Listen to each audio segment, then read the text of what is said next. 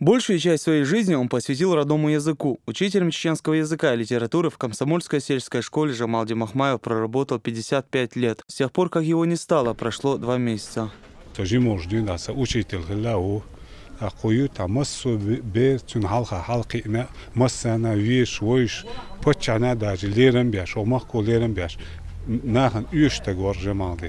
Кавалер ордена Кадырова, заслуженный учитель республики, ветеран труда и почетный работник общего образования России. Жамалди Махмаев внес огромный вклад в развитие культуры и образования Чеченской республики. Из-под его руки вышли учебники по родному языку и литературе, множество публикаций и сборники сказок. В последние годы вел детскую познавательную программу на канале Грозный. Поэтому его знали как взрослые, так и дети во всех уголках республики.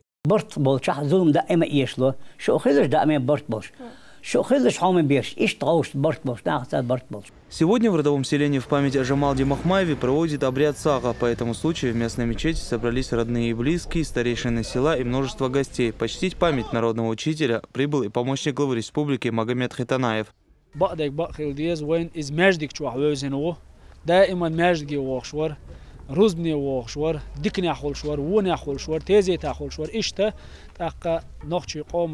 بيت بين وإز موخ أغور بينات وبيت ألشة نخشي عادة غلق وزنقل بصل دين دوزيش مصو ونخشي مصلش كتنش دوش إشتا جوغا لقرا علم دوش علم تقوريز ويباتش هو ساغا دا إتنير إشتا تنتير ساغ داق شا إدين والشخيناح تنتيخ جوغ ليرم بناور ويباتش رمزان حاج. В память о Махмаеве собравшиеся прочитали мавлид и совершили зикр.